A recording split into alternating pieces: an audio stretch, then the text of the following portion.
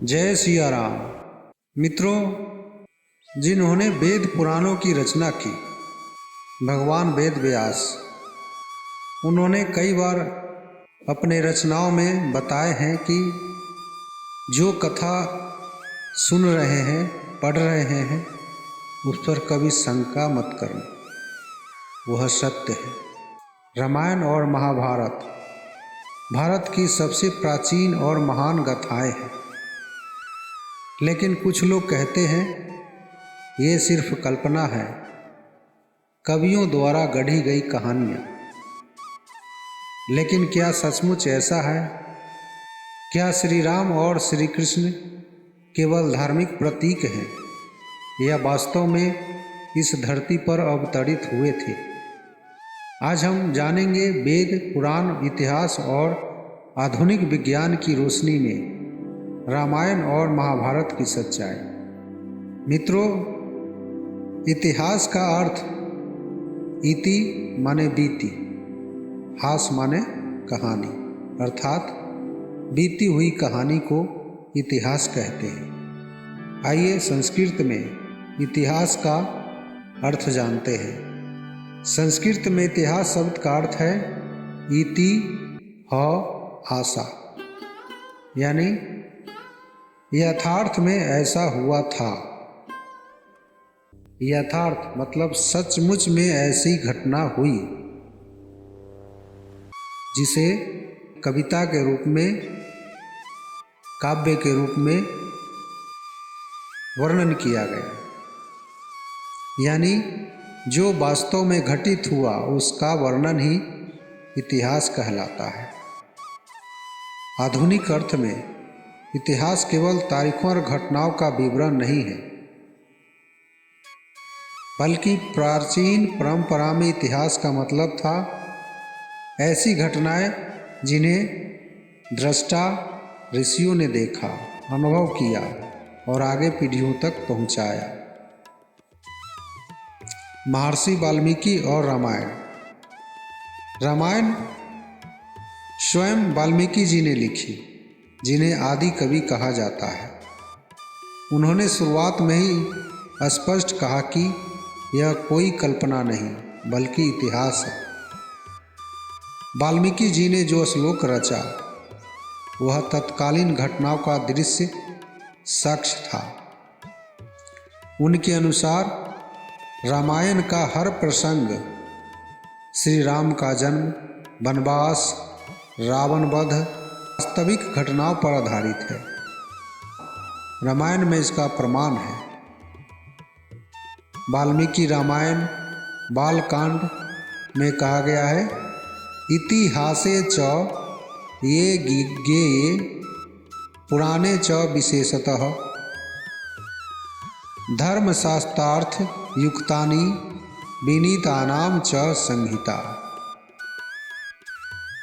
इस श्लोक का अर्थ है, जो बातें इतिहास, यहाँ इतिहास का कहने का मतलब है रामायण और पुराणों में जो कही गई है, वे धर्म और नीति से जुड़ी हुई वास्तविक घटनाएं हैं।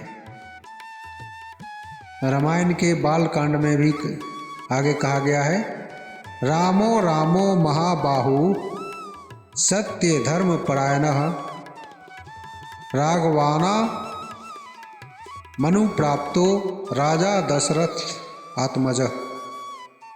अर्थात श्री राम सत्य और धर्म में स्थित दशरथ के पुत्र थे और वे वास्तव में इस धरती पर अवतरित हुए। यहाँ श्री राम को किसी कल्पना या रूपक के रूप में नहीं, बल्कि ऐतिहासिक रूप से दशरथ पुत्र बताया गया है। व्यास जी के महाभारत में कहा गया है, यदि हास्ति तदन्यत्र यन्ने हास्ति तत् क्वचित्। अर्थात इस ग्रंथ में जो है वह अन्यत्र भी मिलेगा, पर जो यहाँ नहीं है वह कहीं और नहीं मिलेगा। व्यास जी ने इसे केवल धर्मशास्त्र या नीति ग्रंथ नहीं कहा, बल्कि इतिहास के रूप में प्रस्तुत किया। महाभारत में पात्र, स्थान, वंशावली और भूगोल का इतना विस्तृत वर्णन है और एक दूसरे से इस तरह जुड़े हुए हैं जो किसी काल्पनिक कथा में संभव ही नहीं है। खगोल विज्ञान में प्रमाण दिया गया है।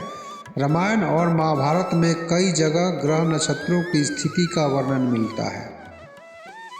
आधुनिक सॉफ्टवेयर से इन ग्रह स्थितियों को मिलाने पर स्पष्ट होता है कि वे घटनाएं हजारों वर्ष पहले वास्तव में घटी थी।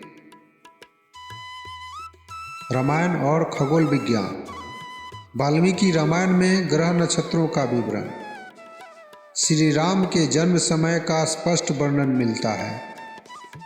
वाल्मीकि जी लिखते हैं कि जब राम का जन्म हुआ तब पुष्य नक्षत्र, चंद्रमा उच्च राशि यानी कर्क में और सूर्य, मंगल, शनि, बृहस्पति, शुक्र अपने अपने उच्च या अनुकूल राशियों में स्थित थे।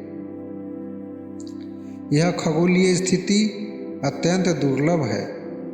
आधुनिक खगोल विज्ञान ने इसे 5114 ईसा पूर्व के आसपास की घटना से जोड़ा है।